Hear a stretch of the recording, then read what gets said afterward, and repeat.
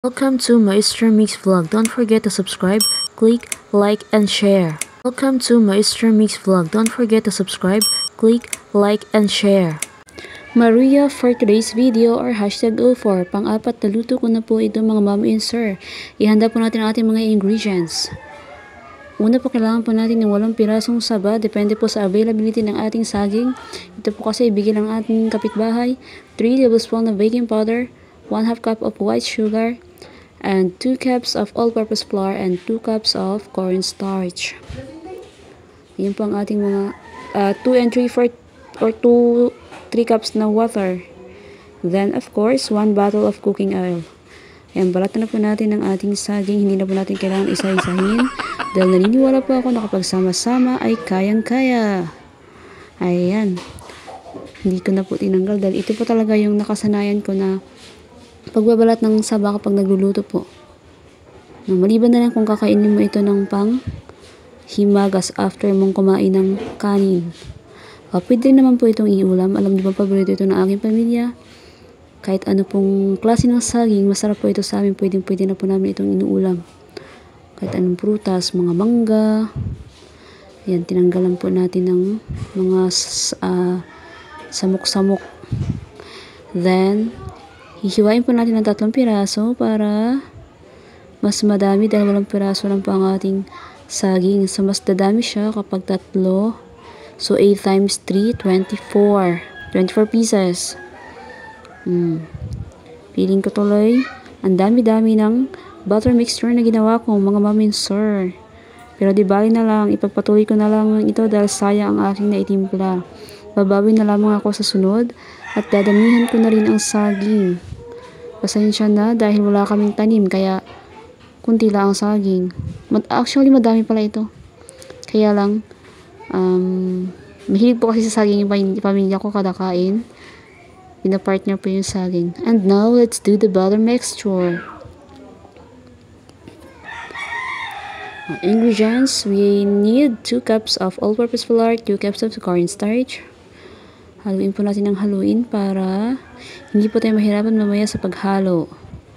And dinagdagan po natin 3 tablespoons of baking powder, ang ating pampatubo.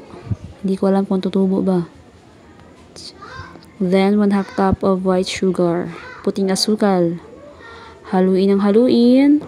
And bubuhusan po natin ng 2 cups of water.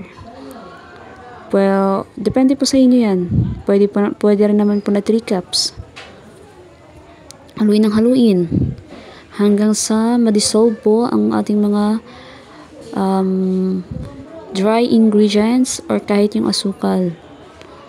Haluin ng haluin. Hindi po kasi ito pwede mag-overmix dahil meron tong baking powder. Yun po ang aking natutunan kapag po ang mixture ay may baking powder, hindi po ito pwedeng ma-overmix. Kasi baka hindi na siya tumubo. Malugi na kapag hindi tumubo ang negosyo. Charot. Ayan, haluin na natin ng haluin, mga ma'am and sir. Alam niyo po na first time ko po itong gawin. Ang gumawa ng Maruya. And buti na lang may nalaman kagad ako na yung cornstarch po pala ay malaking tulong sa crispy ng ating mga lutuin.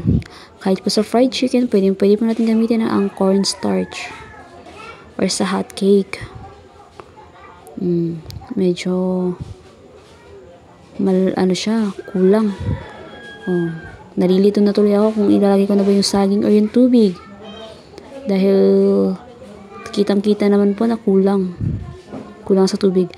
At ito mga ma'am and sir, nakaligtaan ko pong i-video yung paglagay ko po ng food coloring. Hindi po ito orange, yellow.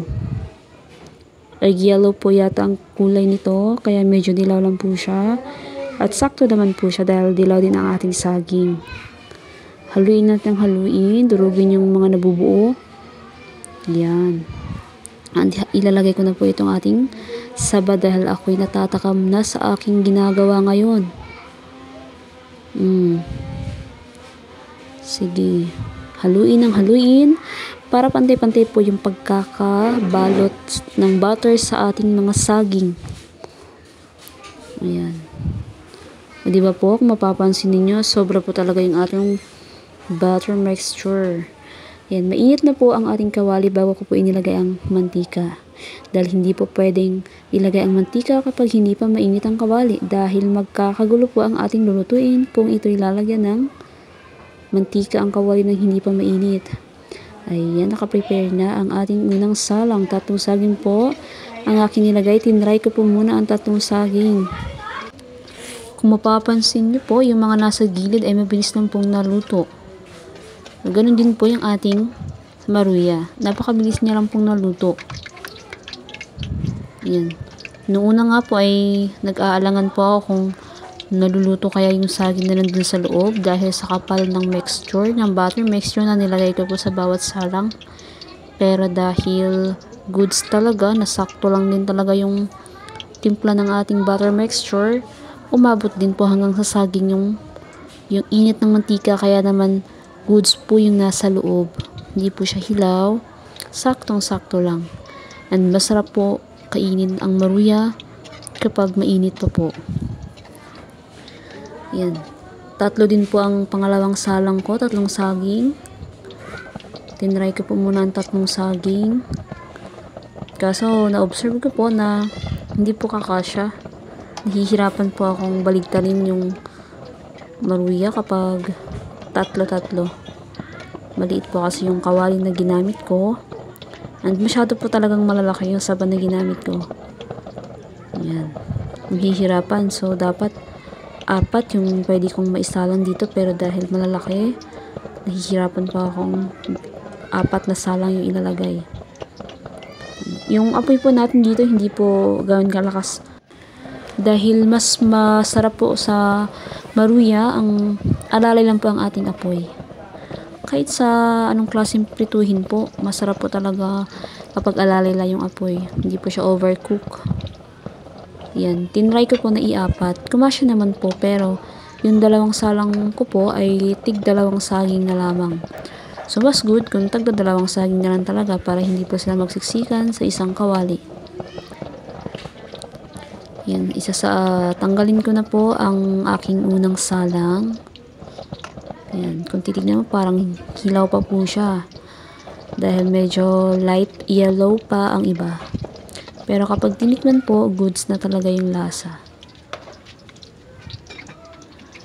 Yan, sinalang ko ulit yung pangalawang malaking maruya or 3 saging. Ito, tigda 2. Binaligtad ko na. Ito masyadong malaki kasi dinamihan ko pa yung butter mixture, pero 2 saging lang po yan. Kasi feeling ko sobra yung butter mixture na ginawa ko. Kaya sa huli, or sa kalagitnaan po yata ng aking pagpiprito, ay nagdagdag po ako ng maraming butter mixture kada 2 saging. Ayan na, ito na po ang ating naluto. Yan, ang sarap po talagang tignan at masarap po talagang kainin. No? Pero alam niyo po ba na konti lang po yung nakain ko dito. Kalahati lang po sa pinakamalaking nagawa ko. You know why? Kasi ibinahagi ko po sa aking mga kapitbahay. Unang-una, yung aming kapitbahay na nagbigay ng saging. So, para sa sunod, bigyan ba ako? Joke. And by the way, thank you for watching and God bless.